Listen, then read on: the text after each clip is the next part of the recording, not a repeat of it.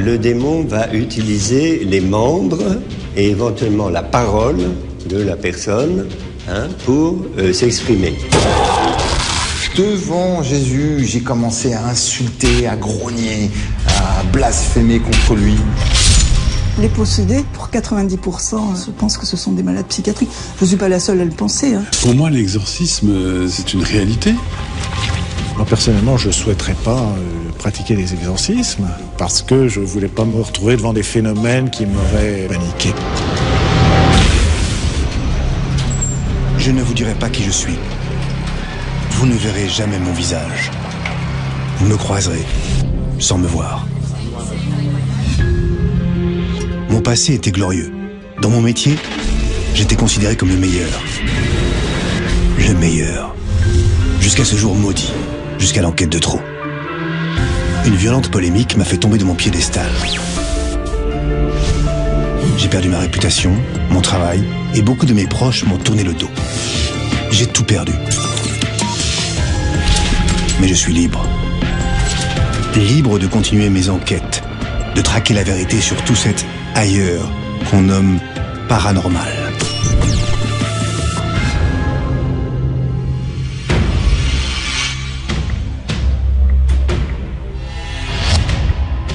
Le diable, notre peur suprême, l'ennemi ultime de l'humanité, mais aussi l'incarnation de tous ces maux. Guerre, maladie, meurtre, ne seraient-ils pas les œuvres du grand ordonnateur de la noirceur des hommes ? Si son existence était un jour prouvée, elle nous dédouanerait donc de nos pires fautes. Shaitan, Satan, Lucifer, qu'importe son nom. De tout temps, les grandes religions l'ont toujours combattu, sans forcément le vaincre. Aussi, ce jour-là, hésitais-je avant de me lancer dans cette enquête angoissante. Mon but, savoir comment le prince des ténèbres se manifestait.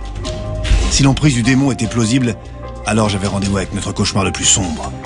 Et si tout ça n'était que pathologie psychiatrique empreinte de mysticisme, alors je m'apprêtais à plonger dans l'univers des dérèglements psychiques les plus dérangeants.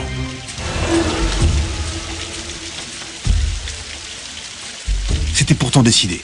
J'allais rouvrir l'enquête sur le mal absolu, Satan. Mais dès le début, les obstacles s'étaient dressés sur mon chemin. Aucun des contacts de mon carnet d'adresses n'acceptait de m'aider. Pour eux, c'était l'enquête impossible. Par où commencer ? Avant de pénétrer dans les arcanes des religions, qu'en un sens le diable justifie, à contrario, je souhaitais rencontrer une personne sans esprit partisan, autrement dit, un athée. Mon premier témoin, Stéphane, architecte, avait été tout récemment reconnu officiellement possédé par le diable. Rien que ça. Mais la condition de notre rencontre était clairement établie. Lui garantir d'anonymat total. Nom, lieu, date, rien ne devait permettre de remonter jusqu'à lui. Seul l'endroit où avait eu lieu sa libération pouvait être nommé. La chapelle de la Castille, dans le diocèse de Fréjus-Toulon. Son récit commençait par une simple visite dans un lieu de prière. Il y a quelques années, il y a un peu plus de 3 ans en arrière, je me suis retrouvé dans un lieu sacré et je me suis senti mal à l'aise. J'ai eu des sensations d'oppression et j'ai commencé à avoir des réactions de grognement. J'ai été au fond de cette église, j'ai vu donc la croix de Jésus et devant Jésus, j'ai commencé à insulter, à grogner, à blasphémer contre lui.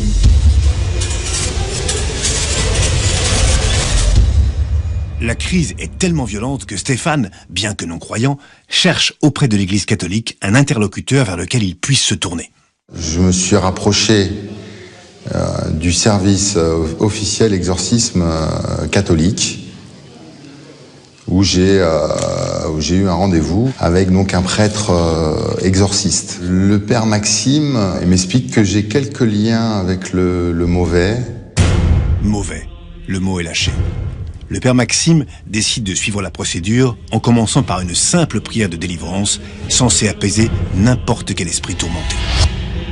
J'avais jamais prié et le père commence sa prière et fait une imposition des mains sur moi. Et à partir de cette imposition des mains, j'ai une réaction et je tombe au sol. J'ai une réaction de grognement.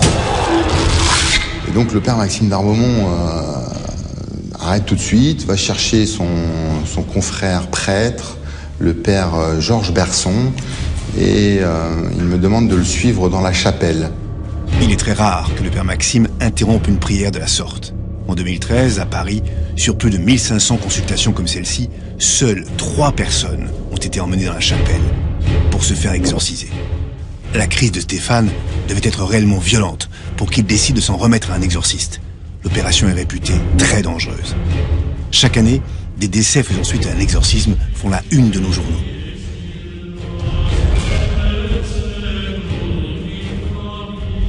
Les 2 pères me demandent de m'asseoir, se revêtent donc de leur soutane et de leur étole, et ils se mettent à réciter la Bible, et ils m'aspergent d'eau bénite, et au contact de cette simple eau, je commence à hurler, et c'est comme si j'étais brûlé au fer rouge. Je me tords de douleur. Je grogne d'une façon animale à chaque saint énoncé. Je blasphème, j'insulte, je crache. J'ai une force qui a pris tout le contrôle de mon corps, de mes actes et de ma parole. Et une autre voix commence à sortir de ma bouche et insulter Jésus le Christ. J'ai vécu une première séance de prière d'exorcisme horrible. L'expérience est traumatisante, mais Stéphane est loin d'être libéré. Ce qu'il va vivre quelques heures plus tard s'avère encore plus effrayant. Je suis rentré chez moi et dans la nuit, j'ai eu une sensation de froideur glaciale. Ma chambre était à moins 10 degrés, donc j'étais en train de dormir, et je ressens une présence qui est sur moi et qui me touche, qui touche tous mes membres, une sensation horrible. Et donc je me réveille en sursaut, et quand j'ouvre les yeux, je vois 2 yeux rouges avec une silhouette de plus de 3 mètres, une silhouette noire qui souffle sur moi et qui grogne et qui dit « Tu m'appartiens, gloire à Satan, tu es à moi ».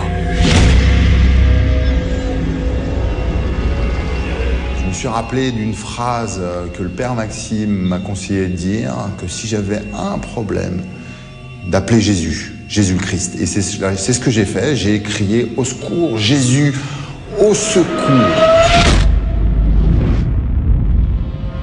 Et le démon qui était en face de moi a grogné et a hurlé, et c'est parti.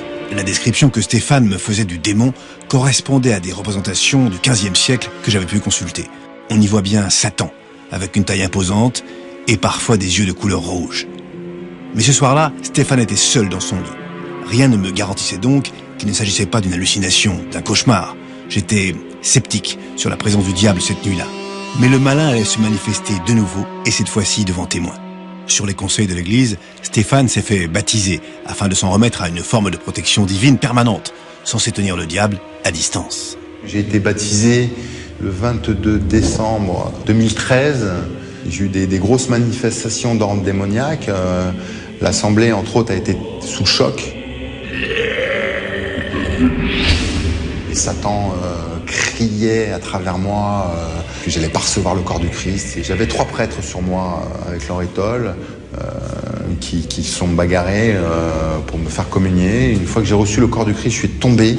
J'ai ressenti cette puissance, la puissance de Jésus cette lumière intérieure, cet amour qui a transpercé mon corps. Ce jour-là, le diable aurait donc quitté le corps de Stéphane. Pour lui, une nouvelle page de son histoire allait enfin s'écrire. En sortant de mon entretien avec Stéphane, j'avais contacté sa mère, qui était présente le jour du baptême.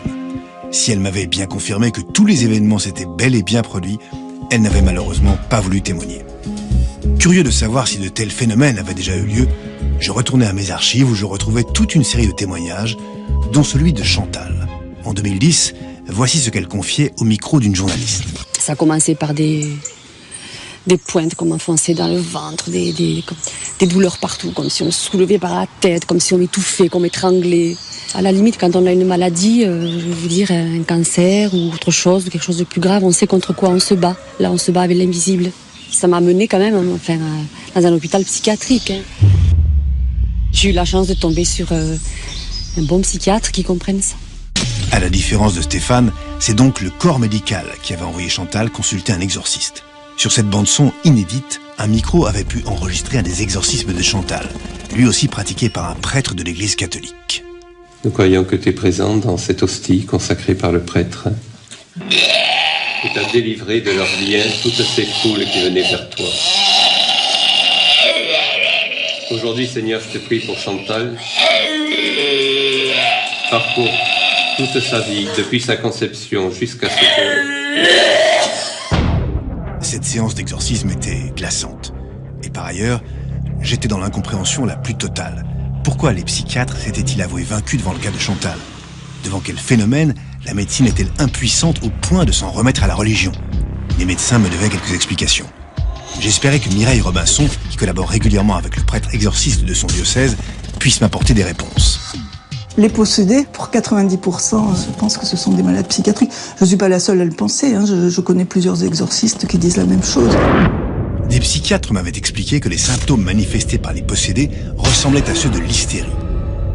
Vers la fin du 19e siècle, Jean-Martin Charcot, un médecin mondialement reconnu exerçant à l'hôpital de la Pitié-Salpêtrière, avait pour habitude de faire venir dans son amphithéâtre des femmes hystériques. Ces femmes, exhibées telles des bêtes de foire, commençaient alors à convulser, à se tordre dans tous les sens, et allaient même jusqu'à vociférer comme des animaux. Alors on peut se poser réellement la question, est-ce que cette personne qu'on exorcise n'est pas tout simplement en train de nous faire une grosse crise d'hystérie? Le problème, c'est que ce sera souvent une réponse a posteriori. La personne hystérique, elle va rester hystérique, elle va vous faire des crises. Et c'est arrivé d'ailleurs que certains prêtres s'épuisent à exorciser, ça marche jamais, puisque ce ne sont pas des vrais possédés. Ce sont des gens qui veulent qu'on s'intéresse à eux. Mais les experts rapprochent aussi la possession d'une autre maladie, la schizophrénie. Le schizophrène, c'est quelqu'un qui est coupé du réel, et vous allez avoir des symptômes, et ce symptôme principal, c'est le délire. C'est pour ça qu'on dit qu'ils sont fous, parce qu'ils sont délirants, et dans ce délire, souvent, le délire est fourni par des hallucinations. Hallucinations visuelles, auditives, ou alors, un mot barbare, synesthésique. Qu'est-ce que ça veut dire, synesthésique? Ça veut dire au niveau de ce qu'on sent, c'est-à-dire ce sont des gens qui vont vous décrire que des fluides ou des ondes passent dans leur corps. J'étais curieux de savoir ce que pensait le docteur Robinson du cas de Stéphane. Était-il hystérique, schizophrène ou bien autre chose? Alors, de deux choses l'une, ou Stéphane est effectivement un schizophrène, il a des hallucinations visuelles et synesthésiques puisqu'il sent du froid, donc tout ça c'est du subjectif. Il voit deux yeux rouges, là aussi c'est du subjectif. Stéphane schizophrène? Possible. Mais un détail ne collait pas. La phrase qu'il prononce, c'est « Jésus-Christ, tu es mon sauveur, viens à moi en aide ». Alors, s'il est schizophrène, ça va pas pouvoir le guérir. Même s'il y croit à ce qu'il dit, il peut pas avoir l'influence sur son cerveau. S'il s'agit d'une hystérique ou d'un hystérique, c'est pas la même chose. C'est-à-dire que une hystérique, elle, en prononçant sa phrase et en y croyant vraiment, elle pourra guérir. Si Stéphane peut s'auto-persuader, alors il n'est ni totalement schizophrène, ni totalement hystérique. Il pourrait donc bel et bien appartenir aux 10 autres % de ces malades qui, comme Chantal, restent des mystères psychiatriques. J'ai consulté un psychiatre pendant 1 an, ça n'a rien donné. Je ne pense absolument pas que la médecine puisse tout expliquer. Il y a des médecins qui se targuent de cela, et puis quand ils ne peuvent pas expliquer, ils disent « un jour, la science expliquera ». Je n'allais pas attendre que la science explique rationnellement les symptômes de Stéphane. Et avant tout, je voulais rencontrer physiquement une personne qui avait vu le diable quand il se manifestait chez Stéphane.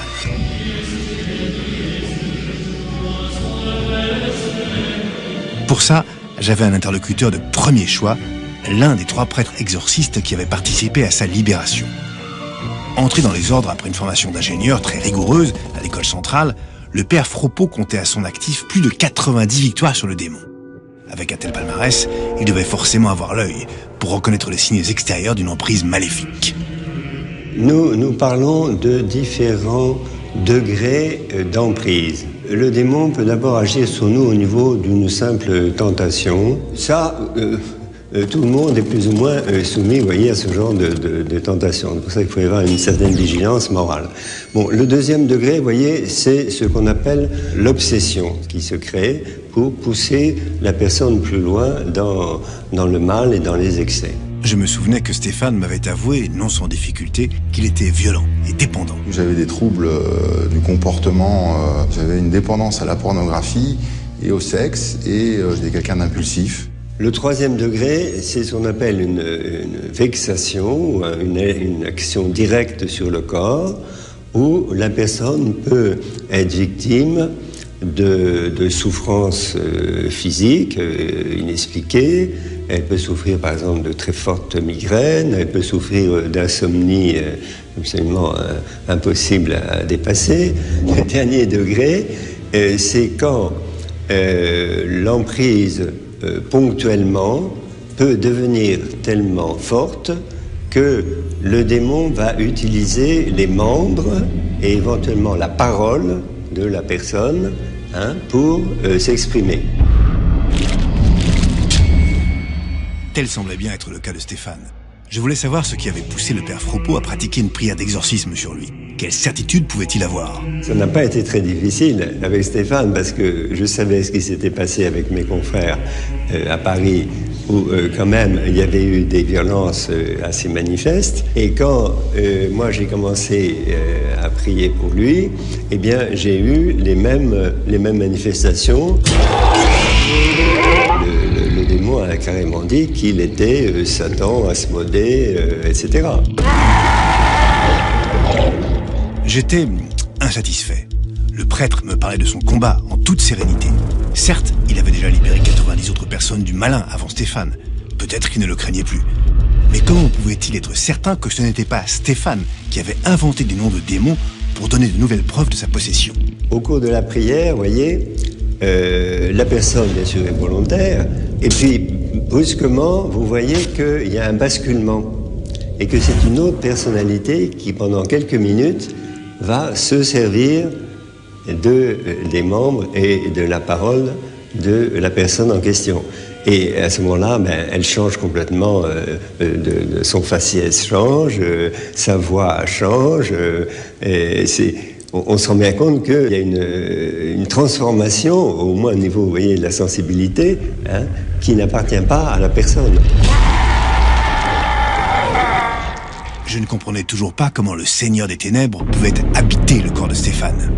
Il faut faire attention, une personne possédée, ce n'est pas une personne qui aurait comme un locataire, vous voyez, maléfique. L'action du démon sur nous s'exerce sur la partie sensible, psychique, mentale, c'est-à-dire tout ce qui concerne en nous la sensibilité et l'affectivité. Je ressortis médusé de cet entretien, notamment par la quiétude du prêtre. J'avais l'impression que la placidité avec laquelle il me parlait du diable venait d'ailleurs, comme si les 2000 ans de combat que l'Église avait remportés avant lui garantissaient nécessairement la victoire. Cette lutte contre le malin a été illustrée depuis des siècles par de nombreux artistes. L'inventivité avec laquelle ils avaient tenté de représenter le prince de ce monde, comme les théologiens l'appellent, est stupéfiante. Serpent, ange, bouc, être personnifié, être caché dans nos entrailles, tentateur, puissance de l'occulte. Contempler le bestiaire du diable, parfois à la limite du cadavre exquis, me fascinait, tant les artistes lui avaient prêté toutes les apparences. Alain Ray, le linguiste, tenait sur les rapports entre l'histoire de l'art et le diable des propos intéressants.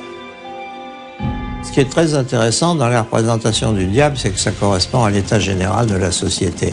Alors, au Moyen-Âge, il y a une vraie croyance qui est que la damnation est pire que la mort. La représentation du diable va évoluer avec des influences qui viennent d'autres religions.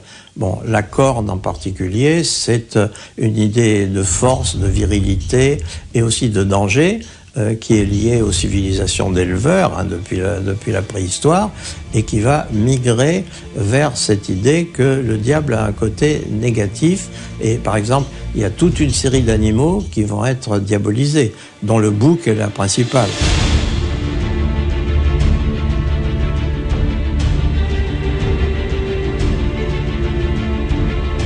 Même si de nombreux artistes lui ont prêté des apparences bestiales, beaucoup d'autres lui ont conféré les attributs d'un ange. Le diable chrétien va être identifié à un ange qui a manqué à ses devoirs et qui, par orgueil, a voulu s'opposer à Dieu et se prétendre l'égal de Dieu alors qu'il en est la créature. Et Dieu le punit, donc ça va devenir l'ange déchu. Et l'ange déchu, il va être précipité du ciel sur la terre, et sur la terre, il va faire le mal. Les anges, on leur attribue des ailes d'oiseau, ce qui est dans la nature, alors qu'on est allé chercher un organe ailé, mais qui soit pensé comme négatif ou dangereux, et c'est les chiroptères, les chauves-souris. Et à ce moment-là, on a trouvé la bonne représentation du diable. Pour autant, il ne faut pas oublier que les artistes ont longtemps travaillé sur commande de l'Église. Et l'intérêt de leur représentation du diable a largement dépassé la simple dimension esthétique. Le diable sert à quelque chose. S'il n'y a pas de diable, on a beaucoup plus de difficultés à affirmer l'existence de Dieu. En le représentant, on le fait exister. Et c'est ça qui va justifier des pratiques comme l'exorcisme, mais aussi des pratiques comme la répression. La répression. Les heures sombres de l'Église. Du XV au XVIIe siècle, entre 100 000 et 200 000 procès ont été tenus devant les tribunaux de l'Inquisition.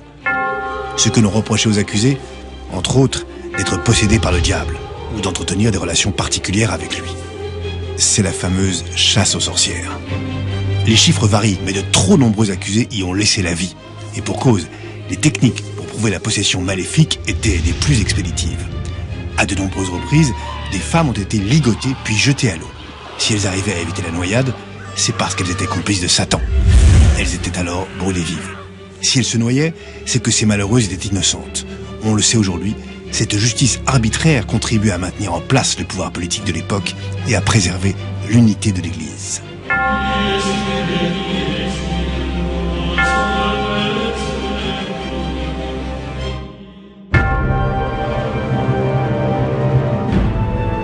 Mais aujourd'hui, quelle position le Saint-Siège a-t-il adoptée sur le diable ?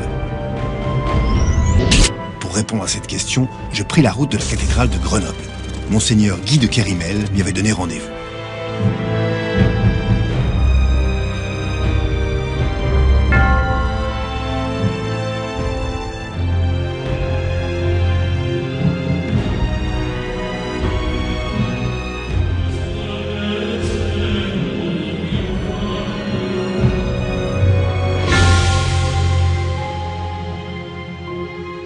Après une licence en théologie à l'université grégorienne, Monseigneur Guy de Kérimel a été ordonné prêtre en 1986, puis évêque de Grenoble en 2006.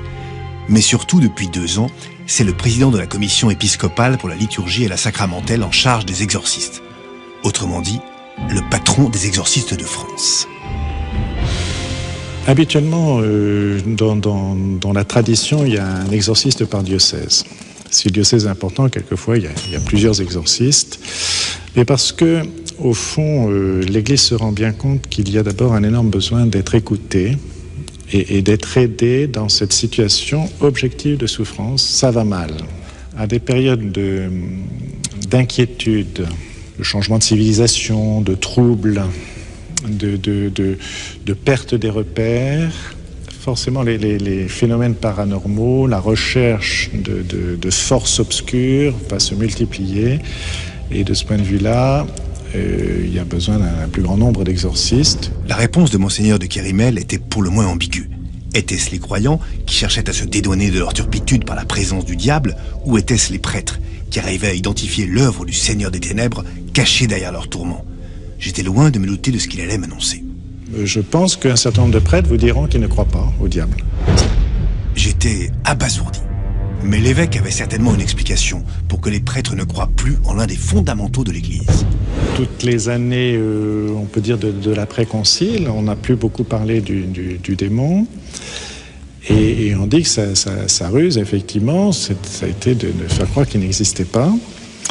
Et donc de faire des dégâts beaucoup plus librement, puisque n'étant pas dévoilé.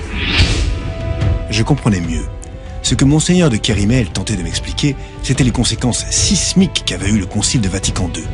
Au milieu du XXe siècle, le pape Jean XXIII avait alors invité les églises catholiques, protestantes et orthodoxes à réfléchir sur la manière d'introduire dans la religion les sciences sociales, dont la psychiatrie et la psychologie. Cette réforme aurait eu un effet majeur sur la foi, et forcément sur la perception de la possession.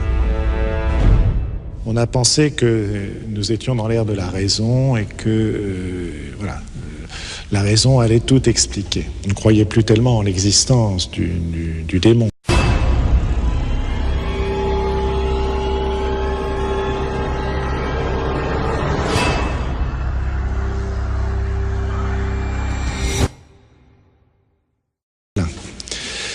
Et chez un certain nombre de prêtres, c'était une manière symbolique de parler du mal qui opprime la personne humaine. Aujourd'hui, on se rend compte qu'il y a beaucoup de souffrance. Je pense qu'il y a aussi une revanche de l'irrationnel depuis un certain nombre d'années. Cet entretien me laissait songeur. L'Église avait souhaité s'en remettre à la raison, mais un certain nombre de prêtres n'ont jamais partagé cette vision édulcorée du diable. Pour eux, le Seigneur des Ténèbres était tout sauf une manière psychologique de nommer le mal. Et il n'a pas fallu attendre longtemps pour que l'Église reprenne le combat, avec en première ligne le pape. C'est ainsi qu'au tournant du siècle, Jean-Paul II a redoublé d'efforts pour contrer les forces obscures. Premier fait d'armes, renouveler le rituel d'exorcisme qui était resté inchangé depuis 1614. Les prêtres exorcistes pouvaient ainsi rentrer dans le 3e millénaire avec un rite transformé, bien moins théâtral que le précédent. Mais impossible d'en savoir beaucoup plus. Ce rituel, l'Église voulait le conserver secret. Suite à cela, le pape devenu saint, qui faisait souvent référence au diable dans ses homélies afin de prévenir l'humanité de la menace qui la guettait, serait allé jusqu'à réaliser un exorcisme en public, à Rome, sur la place Saint-Pierre. Plus récemment, c'est le pape François qui aurait été surpris en plein exorcisme.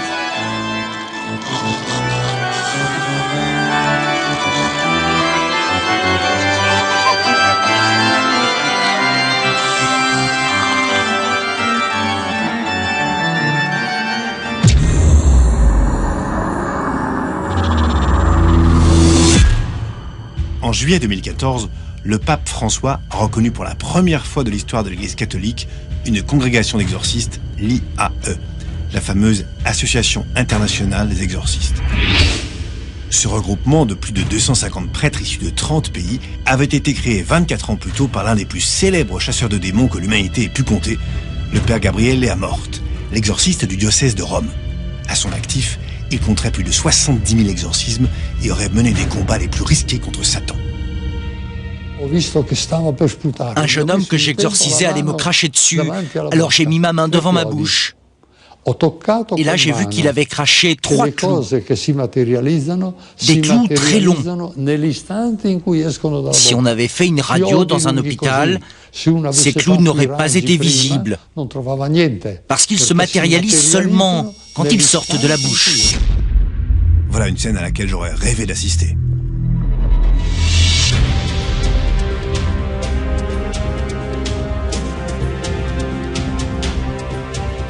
C'était certainement à cause de déclarations comme celle-ci que le pape François avait décidé de reconnaître l'association des chasseurs de démons.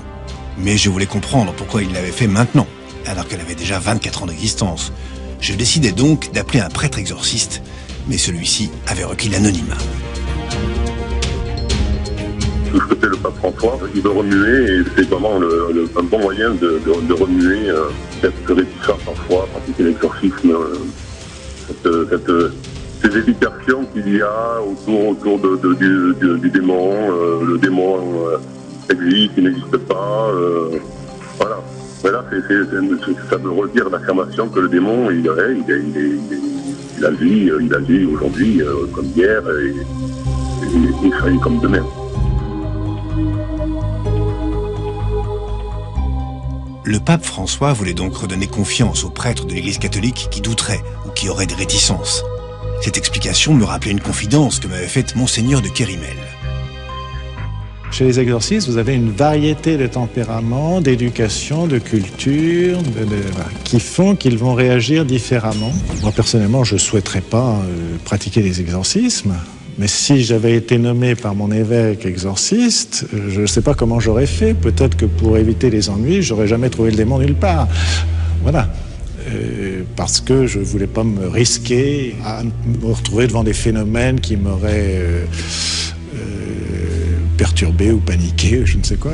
Même un prêtre exorciste pourrait être effrayé par le démon. Surprenant. À cette occasion, il m'avait aussi confié ses doutes au sujet des exorcistes d'aujourd'hui. Celui qui pratique les exorcismes à l'appel, bon, je dirais prudence. Qu'est-ce que ça veut dire derrière? Enfin, effectivement, ou alors il y a une concentration de démons là, justement, qui sont attirés par lui et qui attirent les personnes à lui. Qu'un exorciste n'en pratique jamais, ça me pose des questions aussi. Mais peut-être que l'aiguillage des personnes en souffrance se fait mal vers lui aussi. Vous voyez, il y a toutes les possibilités. Mais je me méfierais de porter trop vite des jugements. Difficile de ne pas avoir en filigrane une référence au fameux palmarès de Don Gabriele Amorte et ses 70 000 exorcismes. Mais le fait est que l'Église catholique renforce effectivement son bras armé depuis plus d'une dizaine d'années.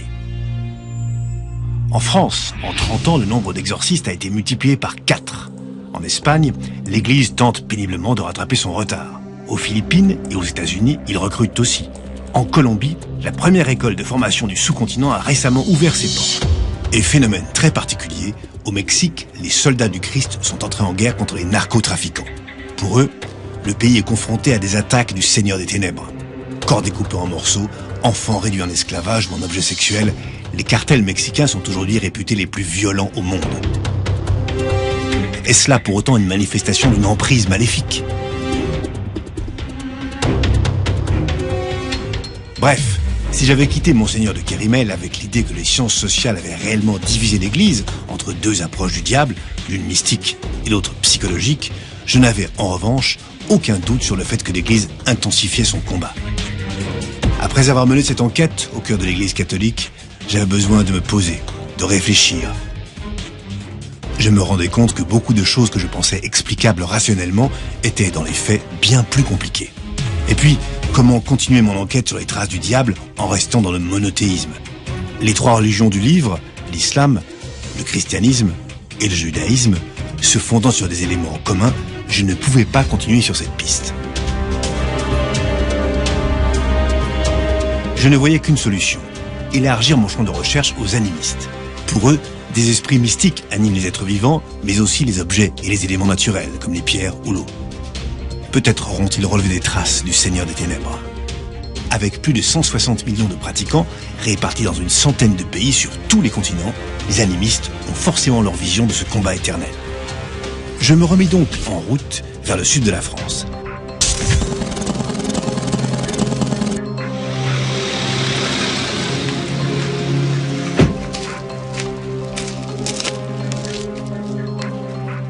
On m'avait dit que Nancy Middle, anthropologue à l'université de Nice, pouvait m'apporter des réponses.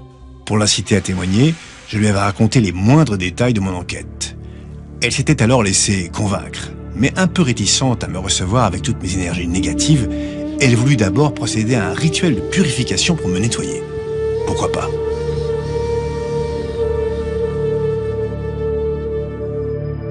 J'étais alors prêt à écouter les secrets de la perception du diable par les chamans, ces intermédiaires entre les hommes et les esprits. Le catholicisme, la chrétienté, en fait, a aussi des origines chamaniques. On pourrait dire même que le catholicisme, les prêtres exorcistes sont des chamans qui ne se donnent pas le nom de chaman. C'est un chaman qui a ses références. Lui, c'est la Bible, c'est des prières, c'est des mantras. Alors, le mantra, c'est une prière, c'est toujours à peu près les mêmes. Il y a un protocole, exactement comme chez les chamans. On repère assez près ce qui caractérise le diable, l'esprit de ce diable, ce mauvais esprit. Et puis c'est pareil avec la force du mantra, avec la force du chant, avec la force de la prière. Il envoie toutes ces bonnes énergies jusqu'à ce qu'il transforme dans le corps du pauvre malheureux quelque chose qui lui donne l'étincelle, qu'il est libéré. Jusque-là, c'est exactement ce qui était arrivé à Stéphane, que le père Fropeau avait délivré. Si le catholicisme, c'est une manière de vouloir chasser le diable, dans les animismes, même les mauvais esprits sont respectés. Ils sont respectés, je dirais même que si on peut aider un mauvais esprit à faire un peu du chemin pour être moins mauvais, on va le faire. Plus j'écoutais Nancy, plus j'avais le sentiment que la vision du monde des animistes était moins manichéenne que celle des chrétiens. Dans le catholicisme, une fois pour toutes, le diable est diable, une fois pour toutes, Dieu est Dieu. Dans les animismes, tout peut être mouvant. L'esprit de l'eau, il peut vous protéger et vous aider à bien vivre. Ce même esprit de l'eau, il peut faire tomber votre maison, tuer votre enfant, etc.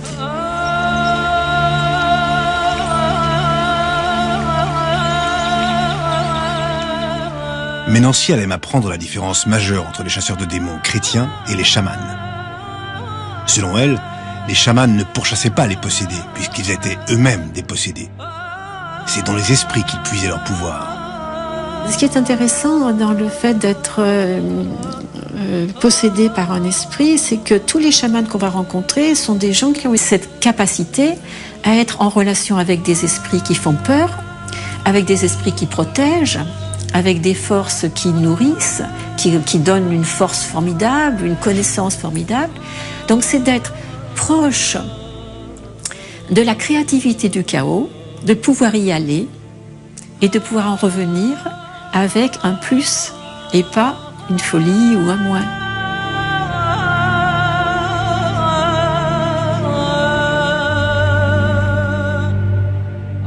C'est ça le jeu des rapports animistes avec les éléments et positifs et négatifs.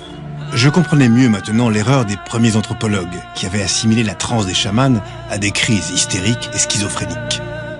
La schizophrénie, ça pourrait être dissocié et ne savoir pas réunifier ces aspects dissociés de la perception de la réalité ou de soi dans la réalité. Mais le chaman, lui, il le fait de manière volontaire et il utilise la capacité de se dissocier pour fabriquer de la guérison. Alors que le schizophrène, lui, est malade. Le chaman, c'est un médecin, on pourrait dire c'est un médecin des âmes. Soigner les âmes. Si l'image était très poétique, je me demandais ce que les professionnels européens de la psychiatrie en pensaient. J'avais déjà eu l'avis de Mireille Robinson, mais elle n'était pas experte en chamanisme. En revanche, dans mes archives, m'attendait le témoignage d'Édouard Collot, un psychiatre qui connaissait vraiment bien leur méthode. Et pour cause, il avait en effet suivi partout sur la planète l'un des plus grands anthropologues, Bertrand L., spécialisé dans la possession chamanique. Pour moi, l'exorcisme, c'est une réalité. Ce n'est pas une forme de médecine, c'est travailler avec le monde des esprits et faire en sorte que l'esprit du mal qui vous possède soit chassé, car l'âme peut être prisonnière d'un esprit, bien ou mal. Plutôt surprenant d'entendre le mot « âme » dans la bouche d'un psychiatre. Mais Édouard Collot n'est pas le premier. Carl Jung, le disciple de Freud, aurait même joué un rôle précurseur. Jung l'a théorisé en disant « je suis conscient d'un certain nombre de choses, et puis j'ai un inconscient ». Alors, qu'est-ce que c'est que cet inconscient? C'est quand je fais des choses que je ne voulais pas faire. Cet inconscient, c'est le premier niveau. C'est l'inconscient personnel, individuel.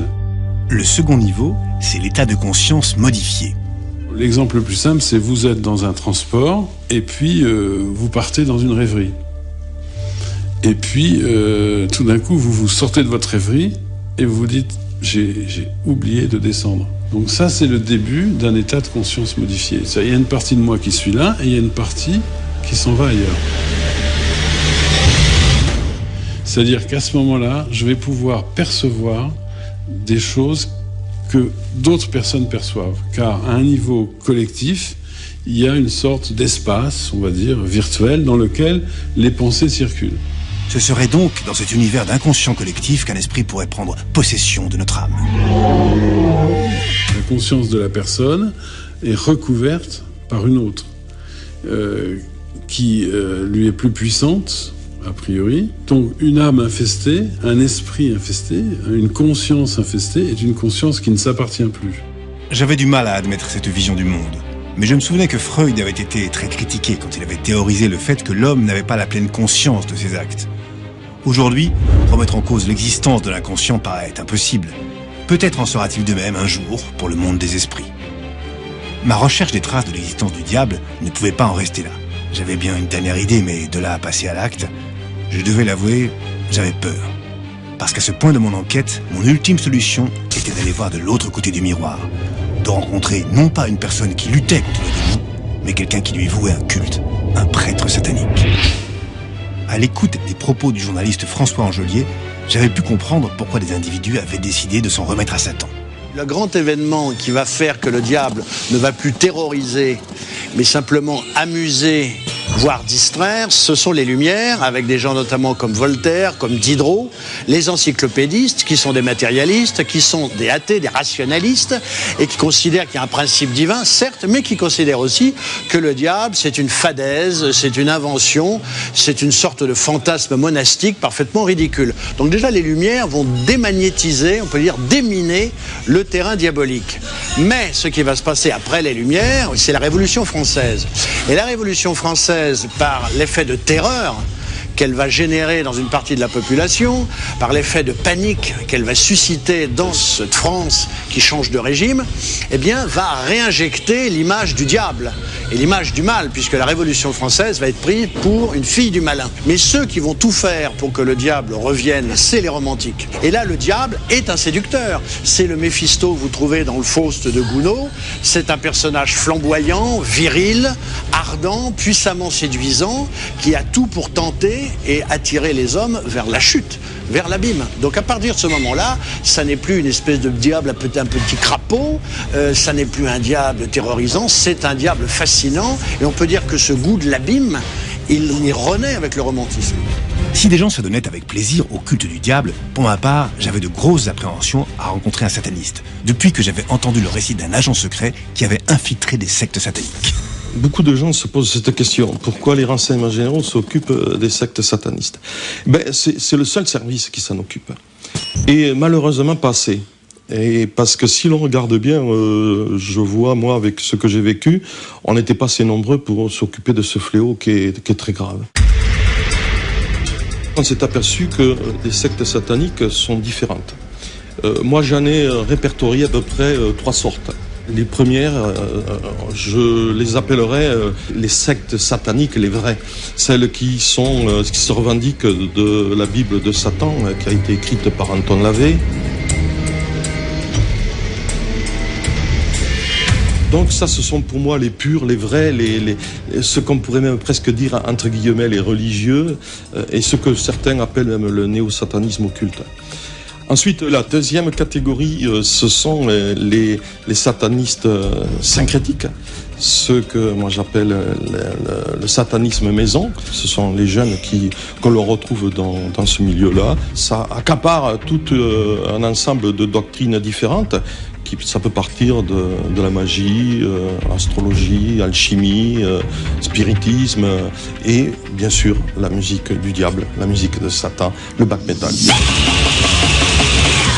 Et la troisième, bien sûr, c'est celle que je considère, moi, la plus dangereuse parce qu'elle est animée par les charlatans, par les opportunistes, par les gourous manipulateurs. Ce sont des gens qui se font passer pour des êtres surnaturels, qui ont une puissance qui leur a été envoyée par Lucifer ou Satan, et ils profitent de la vulnérabilité des gens pour faire de l'argent. Et au cours de son infiltration, il avait été confronté à des situations des plus horribles. Une affaire pour laquelle j'ai été le maître d'œuvre, c'est une profanation qui s'est produite dans un cimetière, dans un petit village qui s'appelle Mayolas. Ce cimetière a subi les affres du satanisme. Les jeunes sont arrivés, ils ont tout cassé. Et puis, ils s'en sont pas arrêtés là, ils ont ouvert les caveaux, ils ont exhumé des corps, ils ont arraché la tête à ces cadavres. Quand on voit qu'ils sont partis avec ces crânes, qu'ils sont partis même avec des ossements, quand on sait qu'il y avait même le corps d'un bébé, ça fait bondir. on a fait une perquisition et là, on a trouvé tous les crânes sous les lits, il y avait des ossements, il y avait même encore, malheureusement, je suis obligé de le dire, des morceaux de chair qui étaient accrochés à ces crânes et à ces ossements. C'était quelque chose d'effroyable. Et selon lui, l'horreur ne s'arrêtait pas là. Il avait tenu à me raconter une autre affaire. C'était un jeune qui appartenait c'était le Club des Six. Il y avait un gourou qui était le manipulateur de ces jeunes. C'était des mineurs en plus. Et un jour, il leur a dit que pour plaire à Satan, il fallait qu'un des 6 se désigne pour se suicider. En se suicidant, il apportait donc une certaine satisfaction à Satan, à Lucifer. Et il y en a un qui s'est décidé. Il a levé la main. Il a dit, moi, je vais le faire. Et il s'est préparé. Il l'a fait. Il s'est jeté dans le vide.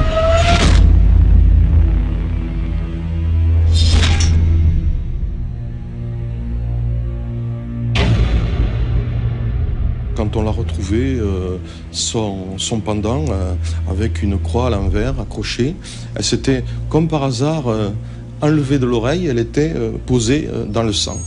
Donc on se pose la question, est-ce qu'il y a eu une manipulation après de ses copains ou du gourou qui a enlevé le pendant de l'oreille de ce gamin qui s'était tué pour le mettre dans le sang? Parce que le sang a beaucoup de puissance chez les satanistes.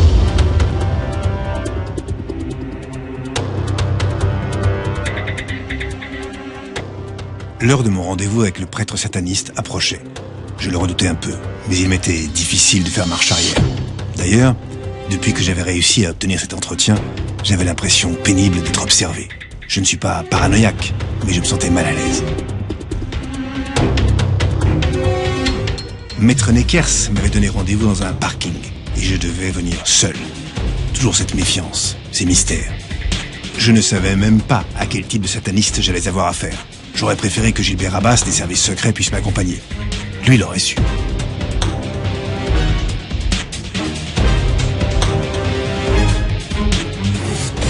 Mais c'était les conditions que je devais respecter pour que le prêtre sataniste me livre son expertise sur les démons. À son avis, qu'est-ce qui tourmentait Stéphane ?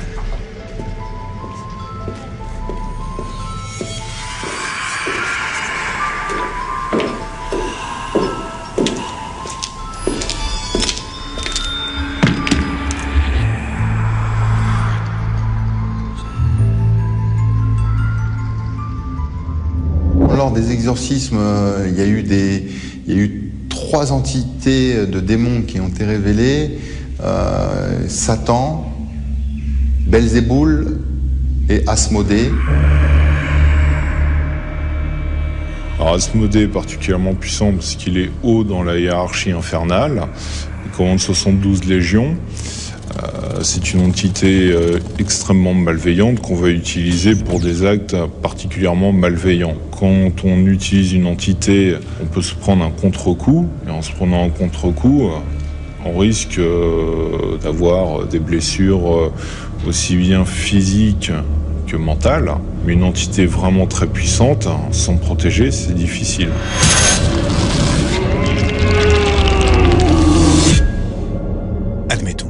Le prêtre sataniste serait capable d'invoquer les entités les plus puissantes. Mais aurait-il pu faire partir le démon qui possédait Stéphane ?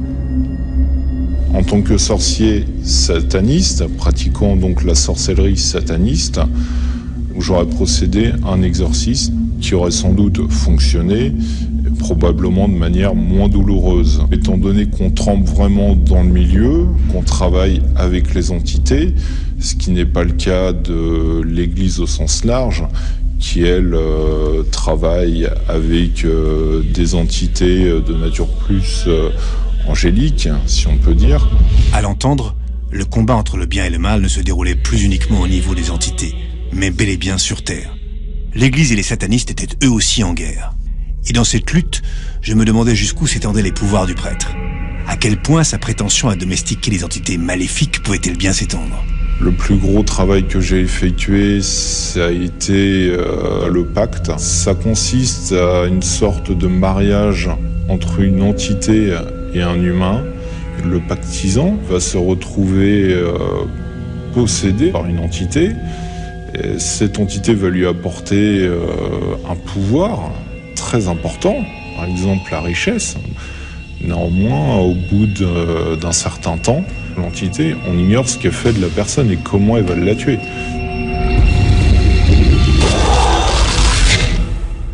Je ressortais de cet entretien assez perturbé. Même si je m'interrogeais sur l'étendue réelle de ses pouvoirs, toute notre discussion s'était déroulée dans une atmosphère que je n'avais jamais ressentie jusqu'à aujourd'hui. Est-ce que cela venait de son aura? Est-ce que cela venait d'ailleurs? Difficile à dire. Quelques jours après notre rencontre, je reçus un témoignage dont l'expéditeur me disait qu'il devrait nuancer mes conclusions. On n'est pas obligé de croire ni à Dieu, ni à diable. Mais à partir du moment où il y a des gens qui sont possédés, il y a évidemment un besoin de se libérer de cette possession, et par conséquent, il y a un marché.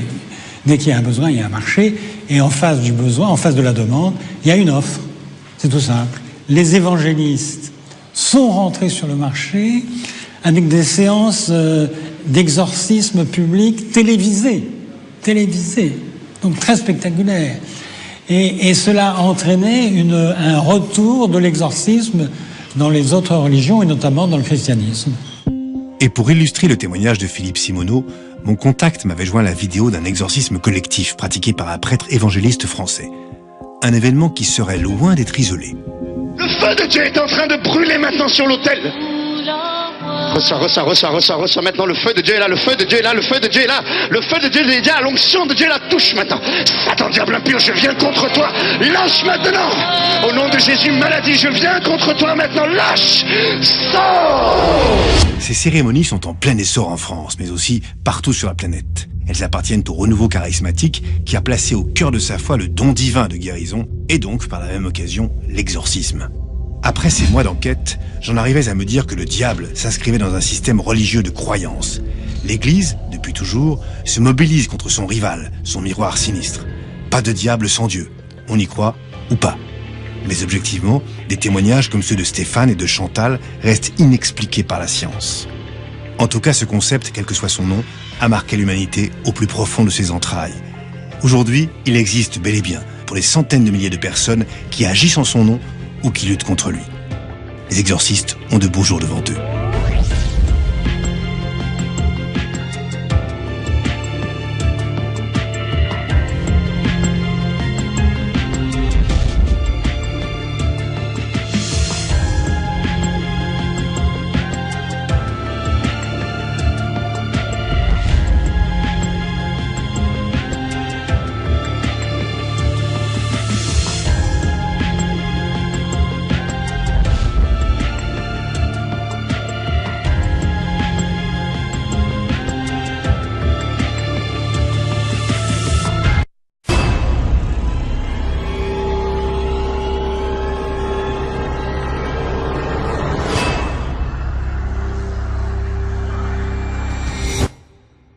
Seigneur de Kérimel, avec l'idée que les sciences sociales avaient réellement divisé l'Église entre deux approches du diable, l'une mystique et l'autre psychologique, je n'avais en revanche aucun doute sur le fait que l'Église intensifiait son combat.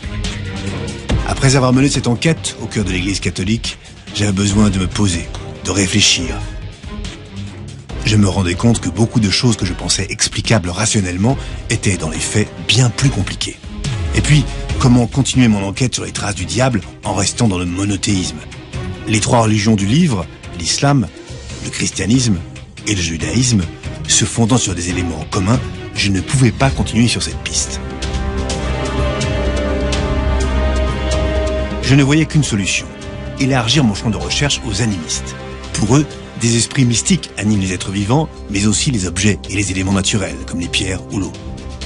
Peut-être auront-ils relevé des traces du Seigneur des Ténèbres. Avec plus de 160 millions de pratiquants, répartis dans une centaine de pays sur tous les continents, les animistes ont forcément leur vision de ce combat éternel. Je me remis donc en route vers le sud de la France.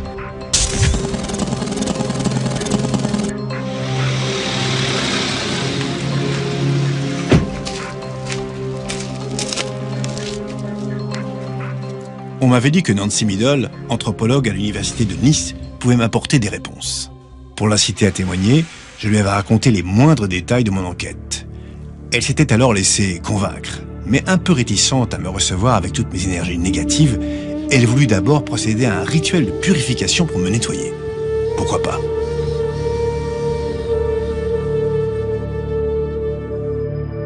J'étais alors prêt à écouter les secrets de la perception du diable par les chamans, ces intermédiaires entre les hommes et les esprits. Le catholicisme ou la chrétienté, en fait, a aussi des origines chamaniques. On pourrait dire même que le catholicisme, les prêtres exorcistes sont des chamans qui ne se donnent pas le nom de chaman. C'est un chaman qui a ses références. Lui, c'est la Bible, c'est des prières, c'est des mantras. Alors, le mantra, c'est une prière, c'est toujours à peu près les mêmes. Il y a un protocole, exactement comme chez les chamans. On repère assez près ce qui caractérise le diable, l'esprit de ce diable, ce mauvais esprit. Et puis c'est pareil avec la force du mantra, avec la force du chant, avec la force de la prière. Il envoie toutes ces bonnes énergies jusqu'à ce qu'il transforme dans le corps du pauvre malheureux quelque chose qui lui donne l'étincelle, qu'il est libéré. Jusque-là, c'est exactement ce qui était arrivé à Stéphane, que le père Fropeau avait délivré. Si le catholicisme, c'est une manière de vouloir chasser le diable, dans les animismes, même les mauvais esprits. Mon frère prêtre, le père Georges Berson, et il me demande de le suivre dans la chapelle. Il est très rare que le père Maxime interrompe une prière de la sorte. En 2013, à Paris, sur plus de 1500 consultations comme celle-ci, seules 3 personnes ont été emmenées dans la chapelle pour se faire exorciser. La crise de Stéphane devait être réellement violente pour qu'il décide de s'en remettre à un exorciste. L'opération est réputée très dangereuse. Chaque année, des décès faisant suite à un exorcisme font la une de nos journaux.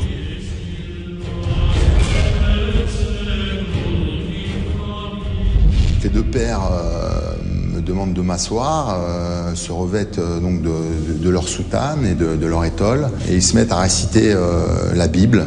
Et ils m'aspergent d'eau bénite, et au contact de cette simple eau, je commence à hurler, et c'est comme si j'étais brûlé au fer rouge. Je me tords de douleur.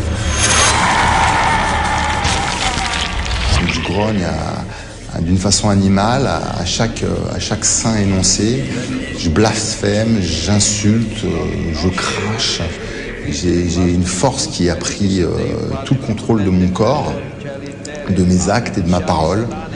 Et une autre voix commence à sortir de ma bouche et insulter Jésus le Christ.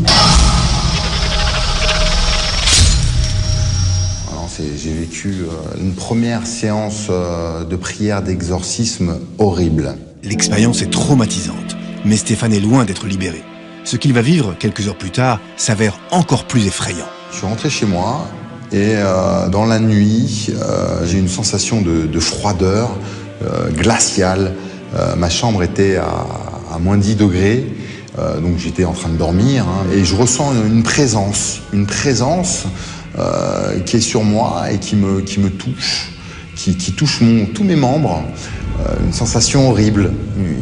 Et donc je me réveille en sursaut, et quand j'ouvre les yeux, je vois 2 yeux rouges avec une silhouette de plus de 3 mètres, une silhouette noire qui souffle sur moi et qui grogne et qui dit « Tu m'appartiens, gloire à Satan, tu es à moi ». Je me suis rappelé d'une phrase que le père Maxime m'a conseillé de dire, que si j'avais un problème, d'appeler Jésus le Christ. Et c'est ce que j'ai fait, j'ai crié « Au secours, Jésus, au secours !» Et le démon qui était en face de moi grogne pour me faire communier. Une fois que j'ai reçu le corps du Christ, je suis tombé, j'ai ressenti cette puissance, la puissance de Jésus cette lumière intérieure, cet amour qui a transpercé mon corps. Ce jour-là, le diable aurait donc quitté le corps de Stéphane. Pour lui, une nouvelle page de son histoire allait enfin s'écrire. En sortant de mon entretien avec Stéphane, j'avais contacté sa mère, qui était présente le jour du baptême. Si elle m'avait bien confirmé que tous les événements s'étaient bel et bien produits, elle n'avait malheureusement pas voulu témoigner. Curieux de savoir si de tels phénomènes avaient déjà eu lieu, je retournais à mes archives où je retrouvais toute une série de témoignages, dont celui de Chantal. En 2010, Voici ce qu'elle confiait au micro d'une journaliste. Ça a commencé par des pointes qu'on m'enfonçait dans le ventre, des douleurs partout, comme si on me soulevait par la tête, comme si on m'étouffait, qu'on m'étranglait. À la limite, quand on a une maladie, je vais vous dire un cancer ou autre chose, quelque chose de plus grave, on sait contre quoi on se bat. Là, on se bat avec l'invisible. Ça m'a mené quand même dans un hôpital psychiatrique. J'ai eu la chance de tomber sur un bon psychiatre qui comprenne ça. À la différence de Stéphane, c'est donc le corps médical qui avait envoyé Chantal consulter un exorciste. Sur cette bande-son inédite, un micro avait pu enregistrer un des exorcismes de Chantal, lui aussi pratiqué par un prêtre de l'église catholique. Nous croyons que tu es présent dans cette hostie consacrée par le prêtre. Et t'as délivré de leurs liens toutes ces foules qui venaient vers toi. Aujourd'hui, Seigneur, je te prie pour Chantal. Parcours toute sa vie, depuis sa conception jusqu'à ce que... Cette séance d'exorcisme était glaçante. Et par ailleurs, j'étais dans l'incompréhension la plus totale. Pourquoi les psychiatres s'étaient-ils avoués vaincus devant le cas de Chantal? Devant quel phénomène la médecine est-elle impuissante au point de s'en remettre à la religion? Les médecins me devaient quelques explications. J'espérais que Mireille Robinson, qui collabore régulièrement avec le prêtre exorciste de son diocèse, puisse m'apporter des réponses. Les possédés, pour 90%, je pense que ce sont des malades psychiatriques. Je ne suis pas la seule à le penser, je connais plusieurs exorcistes qui disent la même chose. Des psychiatres m'avaient expliqué que les symptômes manifestés par les possédés ressemblaient à ceux de l'hystérie. Vers la fin du 19e siècle, Jean-Martin Charcot, un médecin mondialement reconnu exerçant à l'hôpital de la Pitié-Salpêtrière, avait pour habitude de faire venir dans son amphithéâtre des femmes hystériques. Ces femmes, exhibées telles des bêtes de foire, commençaient alors à convulser, à se tordre dans tous les sens, et allaient même jusqu'à vociférer comme des animaux. Alors on peut se poser réellement la question, est-ce que cette personne qu'on exorcise n'est pas tout simplement en train de nous faire une grosse crise d'hystérie? Le problème, c'est que ce sera souvent une réponse a posteriori. La personne hystérique, elle va rester hystérique.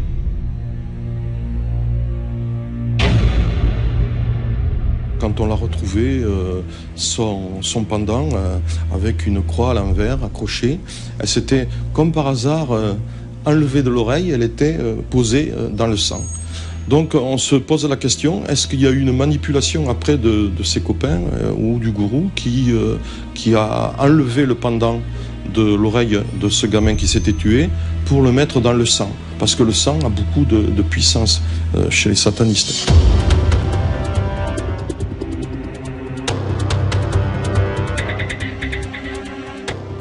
L'heure de mon rendez-vous avec le prêtre sataniste approchait. Je le redoutais un peu, mais il m'était difficile de faire marche arrière. D'ailleurs, depuis que j'avais réussi à obtenir cet entretien, j'avais l'impression pénible d'être observé. Je ne suis pas paranoïaque, mais je me sentais mal à l'aise. Maître Neckers m'avait donné rendez-vous dans un parking, et je devais venir seul. Toujours cette méfiance, ces mystères. Je ne savais même pas à quel type de sataniste j'allais avoir affaire. J'aurais préféré que Gilbert Rabas des services secrets puisse m'accompagner. Lui, il aurait su.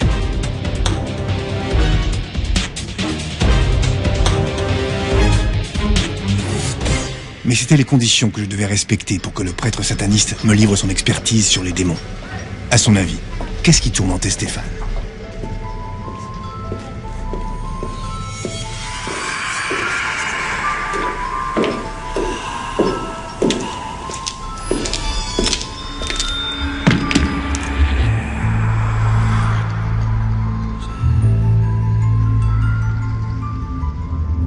Lors des exorcismes, il y a eu 3 entités de démons qui ont été révélées. Satan, Belzéboul et Asmodée. Alors Asmodée est particulièrement puissant parce qu'il est haut dans la hiérarchie infernale. Il commande 72 légions.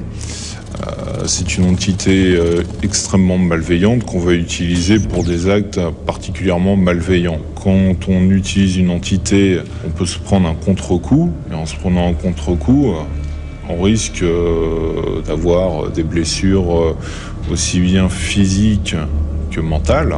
Mais une entité vraiment très puissante, sans protéger, c'est difficile.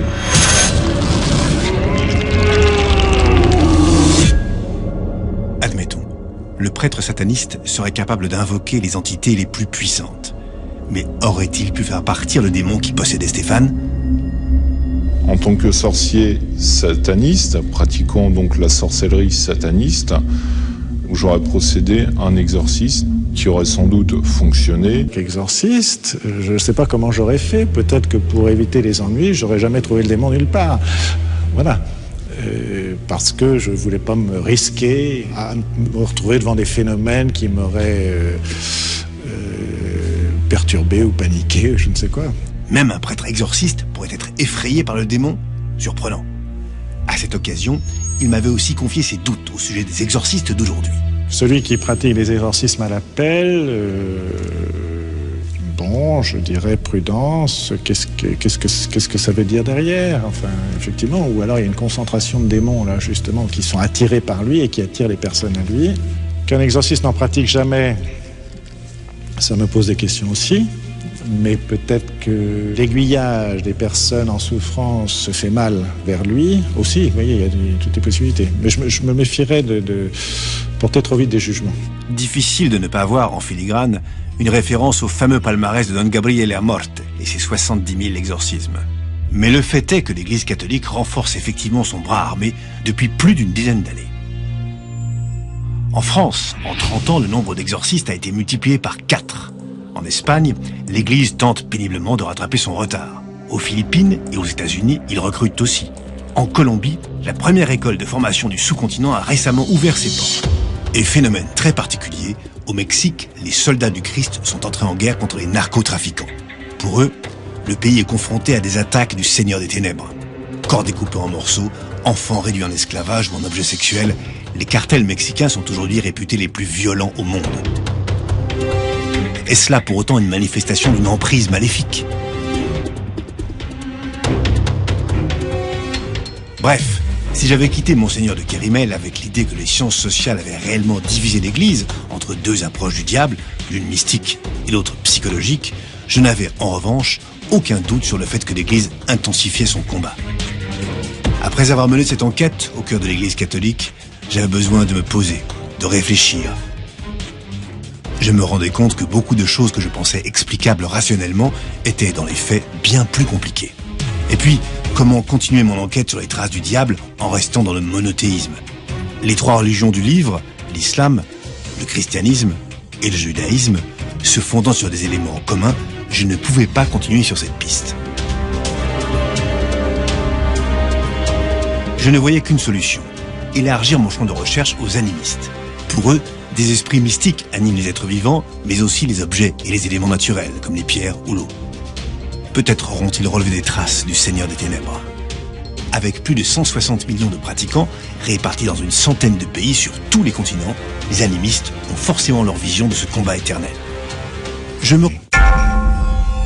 Cet entretien me laissait songeur.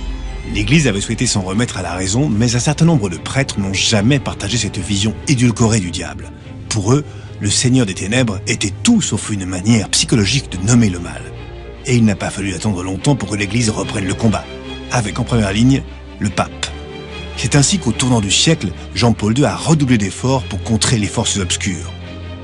Premier fait d'armes, renouveler le rituel d'exorcisme qui était resté inchangé depuis 1614. Les prêtres exorcistes pouvaient ainsi rentrer dans le 3e millénaire avec un rite transformé, bien moins théâtral que le précédent. Mais impossible d'en savoir beaucoup plus. Ce rituel, l'Église voulait le conserver secret. Suite à cela, le pape devenu saint, qui faisait souvent référence au diable dans ses homélies afin de prévenir l'humanité de la menace qui la guettait, serait allé jusqu'à réaliser un exorcisme en public, à Rome, sur la place Saint-Pierre. Plus récemment, c'est le pape François qui aurait été surpris en plein exorcisme.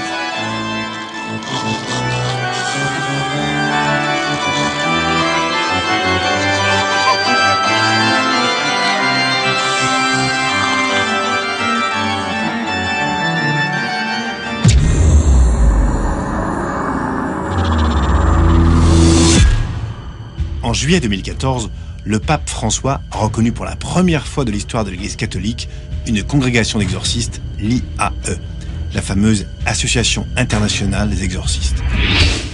Ce regroupement de plus de 250 prêtres issus de 30 pays avait été créé 24 ans plus tôt par l'un des plus célèbres chasseurs de démons que l'humanité ait pu compter, le père Gabriele Amort, l'exorciste du diocèse de Rome. À son actif, il compterait plus de 70 000 exorcismes et aurait mené des combats les plus risqués contre Satan.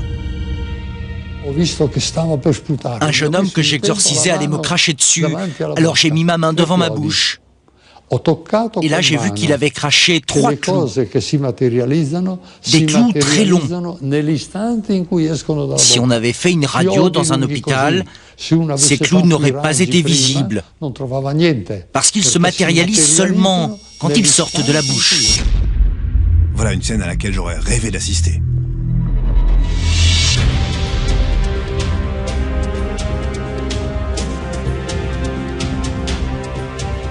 C'était certainement à cause de déclarations comme celle-ci que le pape François avait décidé de reconnaître l'association des chasseurs de démons. Mais je voulais comprendre pourquoi il l'avait fait maintenant, alors qu'elle avait déjà 24 ans d'existence.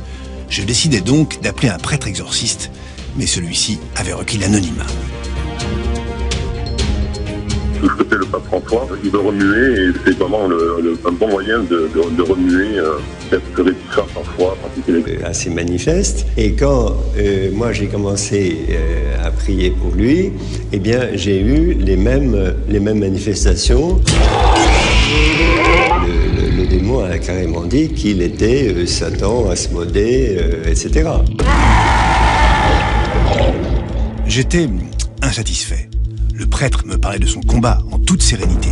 Certes, il avait déjà libéré 90 autres personnes du malin avant Stéphane. Peut-être qu'il ne le craignait plus. Mais comment pouvait-il être certain que ce n'était pas Stéphane qui avait inventé des noms de démons pour donner de nouvelles preuves de sa possession? Au cours de la prière, vous voyez, la personne, bien sûr, est volontaire. Et puis, brusquement, vous voyez qu'il y a un basculement. Et que c'est une autre personnalité qui, pendant quelques minutes, va se servir des membres et de la parole de la personne en question. Et à ce moment-là, elle change complètement, son faciès change, sa voix change, on se rend bien compte qu'il y a une transformation, au moins au niveau, vous voyez, de la sensibilité, hein, qui n'appartient pas à la personne. Je ne comprenais toujours pas comment le Seigneur des Ténèbres pouvait habiter le corps de Stéphane. Il faut faire attention, hein. Une personne possédée, ce n'est pas une personne qui aurait comme un locataire, vous voyez, maléfique. L'action du démon sur nous s'exerce sur la partie sensible, psychique, mentale, c'est-à-dire tout ce qui concerne en nous la sensibilité et l'affectivité. Je ressortis médusé de cet entretien, notamment par la quiétude du prêtre. J'avais l'impression que la placidité avec laquelle il me parlait du diable venait d'ailleurs, comme si les 2000 ans de combat que l'Église avait remportés avant lui garantissaient nécessairement la victoire. Cette lutte contre le malin a été illustrée depuis des siècles par de nombreux artistes. L'inventivité avec laquelle ils avaient tenté de représenter le prince de ce monde, comme les théologiens l'appellent, est stupéfiante. Serpents, anges, boucs, êtres personnifiés, êtres cachés dans nos entrailles, tentateurs, puissance de l'occulte. Contempler le bestiaire du diable, parfois à la limite du cadavre exquis, me fascinait, tant les artistes lui avaient prêté toutes les apparences. Alain Ray, le linguiste, tenait sur les rapports entre l'histoire de l'art et le diable des propos intéressants.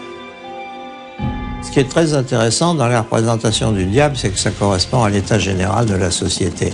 Alors, au Moyen-Âge, il y a une vraie croyance qui est que la damnation est pire que la mort. La représentation du diable va évoluer avec des influences qui viennent d'autres religions. Bon, la corne en particulier, c'est une idée. Je pense qu'un certain nombre de prêtres vous diront qu'ils ne croient pas au diable.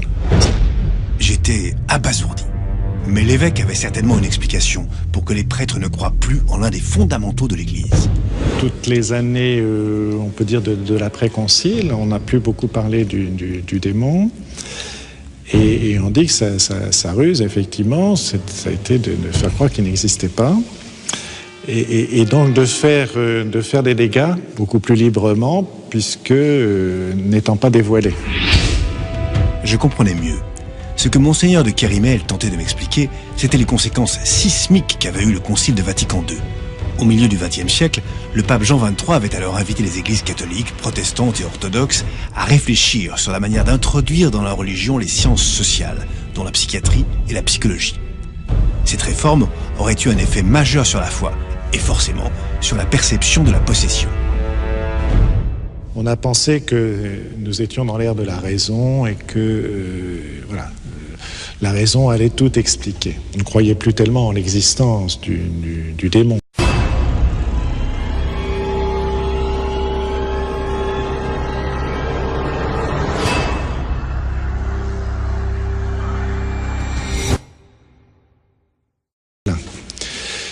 Et chez un certain nombre de prêtres, c'était une manière symbolique de parler du mal qui opprime la personne humaine. Aujourd'hui, on se rend compte qu'il y a beaucoup de souffrance. Je pense qu'il y a aussi une revanche de l'irrationnel depuis un certain nombre d'années. Cet entretien me laissait songeur. L'Église avait souhaité s'en remettre à la raison, mais un certain nombre de prêtres n'ont jamais partagé cette vision édulcorée du diable. Pour eux, le Seigneur des Ténèbres était tout sauf une manière psychologique de nommer le mal. Et il n'a pas fallu attendre longtemps pour que l'Église reprenne le combat, avec en première ligne le pape. C'est ainsi qu'au tournant du siècle, Jean-Paul II a redoublé d'efforts pour contrer les forces obscures. Premier fait d'armes, renouveler le rituel d'exorcisme qui était resté inchangé depuis 1614. Les prêtres exorcistes pouvaient ainsi rentrer dans le 3e millénaire avec un rite transformé, bien moins théâtral que le précédent. Mais impossible d'en savoir beaucoup plus. Ce rituel, l'Église voulait le conserver secret. Suite à cela, le pape devenu saint, qui faisait souvent référence au diable dans ses homélies afin de prévenir l'humanité de la menace qui la guettait, serait allé jusqu'à réaliser un exorcisme en public, à Rome, sur la place Saint-Pierre. Plus récemment, c'est le pape François qui aurait été surpris en plein exorcisme.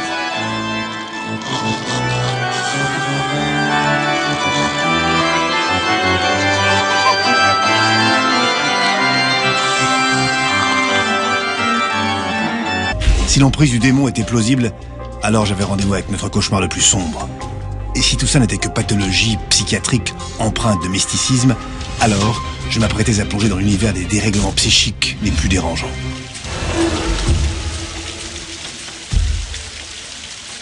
C'était pourtant décidé. J'allais rouvrir l'enquête sur le mal absolu, Satan. Mais dès le début, les obstacles s'étaient dressés sur mon chemin. Aucun des contacts de mon carnet d'adresses n'acceptait de m'aider. Pour eux, c'était l'enquête impossible. Par où commencer? Avant de pénétrer dans les arcanes des religions, qu'en un sens le diable justifie, à contrario, je souhaitais rencontrer une personne sans esprit partisan, autrement dit, un athée. Mon premier témoin, Stéphane, architecte, avait été tout récemment reconnu officiellement possédé par le diable. Rien que ça. Mais la condition de notre rencontre était clairement établie. Lui garantir d'anonymat total. Nom, lieu, date, rien ne devait permettre de remonter jusqu'à lui. Seul l'endroit où avait eu lieu sa libération pouvait être nommé. La chapelle de la Castille, dans le diocèse de Fréjus-Toulon. Son récit commençait par une simple visite dans un lieu de prière. Il y a quelques années, il y a un peu plus de 3 ans en arrière, je me suis retrouvé dans un lieu sacré et je me suis senti mal à l'aise.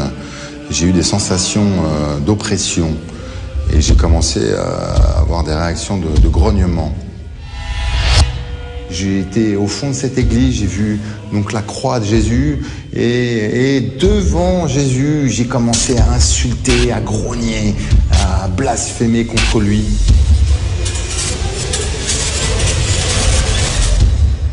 La crise est tellement violente que Stéphane, bien que non-croyant, cherche auprès de l'Église catholique un interlocuteur vers lequel il puisse se tourner. Je me suis rapproché du service officiel exorcisme catholique où j'ai eu un rendez-vous avec donc un prêtre exorciste. Le père Maxime m'explique que j'ai quelques liens avec le mauvais. Mauvais, le mot est lâché. Le père Maxime décide de suivre la procédure en commençant par une simple prière de délivrance censée apaiser n'importe quel esprit tourmenté. J'avais jamais prié et le père commence sa prière et fait une imposition des mains sur moi. Et à partir de cette imposition des mains, j'ai une réaction et je tombe au sol. J'ai une réaction de grognement. Et donc le père Maxime d'Arbaumont arrête tout de suite, va chercher son confrère prêtre, le père Georges Bercy. L'esprit de l'eau, il peut faire tomber votre maison, tuer votre enfant, etc.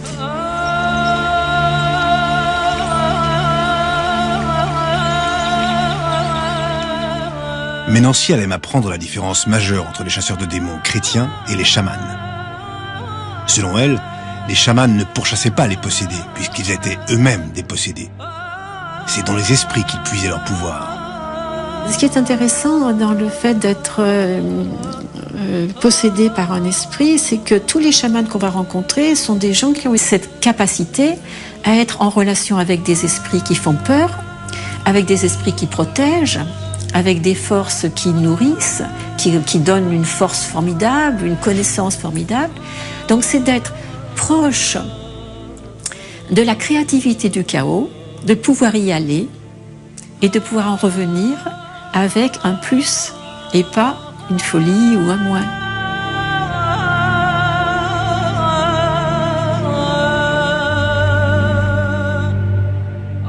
C'est ça le jeu des rapports animistes avec les éléments et positifs et négatifs. Je comprenais mieux maintenant l'erreur des premiers anthropologues qui avaient assimilé la transe des chamans à des crises hystériques et schizophréniques. La schizophrénie, ça pourrait être dissocié et ne savoir pas réunifier ces aspects dissociés de la perception de la réalité ou de soi dans la réalité. Mais le chaman, lui, il le fait de manière volontaire et il utilise la capacité de se dissocier pour fabriquer de la guérison. Alors que le schizophrène, lui, est malade. Le chaman, c'est un médecin, on pourrait dire c'est un médecin des âmes. Soigner les âmes. Si l'image était très poétique, je me demandais ce que les professionnels européens de la psychiatrie en pensaient. J'avais déjà eu l'avis de Mireille Robinson, mais elle n'était pas experte en chamanisme. En revanche, dans mes archives, m'attendait le témoignage d'Édouard Collot, un psychiatre qui connaissait vraiment bien leur méthode. Et pour cause, il avait en effet suivi partout sur la planète l'un des plus grands anthropologues, Bertrand L., spécialisé dans la possession chamanique. Pour moi, l'exorcisme, c'est une réalité. Ce n'est pas une forme de médecine, c'est travailler avec le monde des esprits et faire en sorte que l'esprit du mal qui vous possède soit chassé, car l'âme peut être prisonnière d'un esprit, bien ou mal. Plutôt surprenant d'entendre le mot « âme » dans la bouche d'un psychiatre. Mais Édouard Collot n'est pas le premier. Carl Jung, le disciple de Freud, aurait même joué un rôle précurseur. Jung l'a théorisé en disant « précipiter du ciel sur la terre, et sur la terre, il va faire le mal ». Les anges, on leur attribue des ailes d'oiseau, ce qui est dans la nature, alors qu'on est allé chercher un organe ailé, mais qui soit pensé comme négatif ou dangereux, et c'est les chiroptères, les chauves-souris.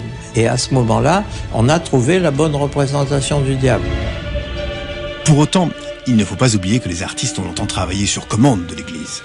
Et l'intérêt de leur représentation du diable a largement dépassé la simple dimension esthétique. Le diable sert à quelque chose. S'il n'y a pas de diable, on a beaucoup plus de difficultés à affirmer l'existence de Dieu. En le représentant, on le fait exister. Et c'est ça qui va justifier des pratiques comme l'exorcisme, mais aussi des pratiques comme la répression. La répression, les heures sombres de l'Église. Du XV au XVIIe siècle, entre 100 000 et 200 000 procès ont été tenus devant les tribunaux de l'Inquisition. Ce que l'on reprochait aux accusés, entre autres, d'être possédés par le diable ou d'entretenir des relations particulières avec lui. C'est la fameuse chasse aux sorcières. Les chiffres varient, mais de trop nombreux accusés y ont laissé la vie. Et pour cause, les techniques pour prouver la possession maléfique étaient des plus expéditives. À de nombreuses reprises, des femmes ont été ligotées puis jetées à l'eau. Si elles arrivaient à éviter la noyade, c'est parce qu'elles étaient complices de Satan. Elles étaient alors brûlées vives. Si elles se noyaient, c'est que ces malheureuses étaient innocentes. On le sait aujourd'hui, cette justice arbitraire contribuait à maintenir en place le pouvoir politique de l'époque et à préserver l'unité de l'Église.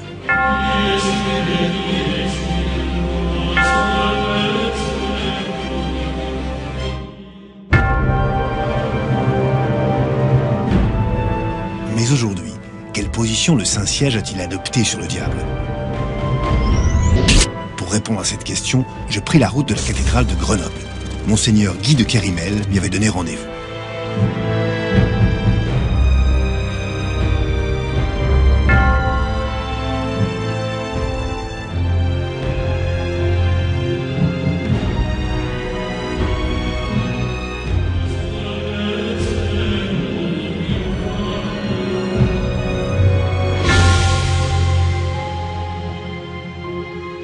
Après une licence en théologie à l'université grégorienne, Monseigneur Guy de Kérimel a été ordonné prêtre en 1986, puis évêque de Grenoble en 2006.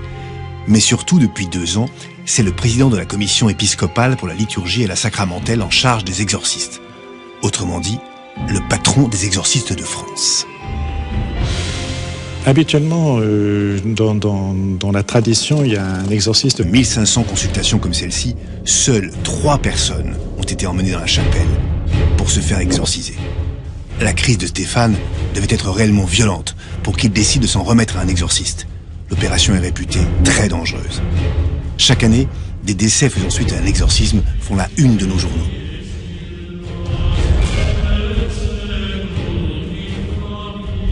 Les 2 pères me demandent de m'asseoir, se revêtent donc de leur soutane et de leur étole, et ils se mettent à réciter la Bible, et ils m'aspergent d'eau bénite, et au contact de cette simple eau, je commence à hurler, et c'est comme si j'étais brûlé au fer rouge, je me tords de douleur.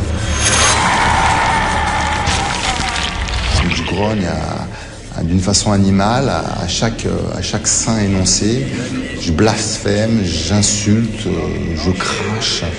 J'ai une force qui a pris tout le contrôle de mon corps, de mes actes et de ma parole. Et une autre voix commence à sortir de ma bouche et insulter Jésus le Christ. J'ai vécu une première séance de prière d'exorcisme horrible. L'expérience est traumatisante, mais Stéphane est loin d'être libéré. Ce qu'il va vivre quelques heures plus tard s'avère encore plus effrayant. Je suis rentré chez moi et dans la nuit, j'ai une sensation de froideur glaciale. Ma chambre était à moins 10 degrés, donc j'étais en train de dormir, et je ressens une présence qui est sur moi et qui me touche, qui touche tous mes membres, une sensation horrible.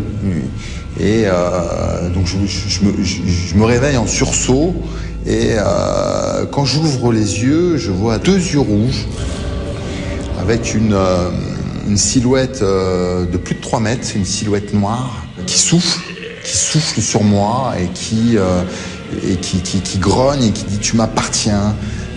Gloire à Satan, tu es à moi. Je me suis rappelé d'une phrase que le père Maxime m'a conseillé de dire, que si j'avais un problème, d'appeler Jésus le Christ. Et c'est ce que j'ai fait, j'ai crié « Au secours, Jésus, au secours !» Et le démon qui était en face de moi a grogné et a hurlé, et c'est parti.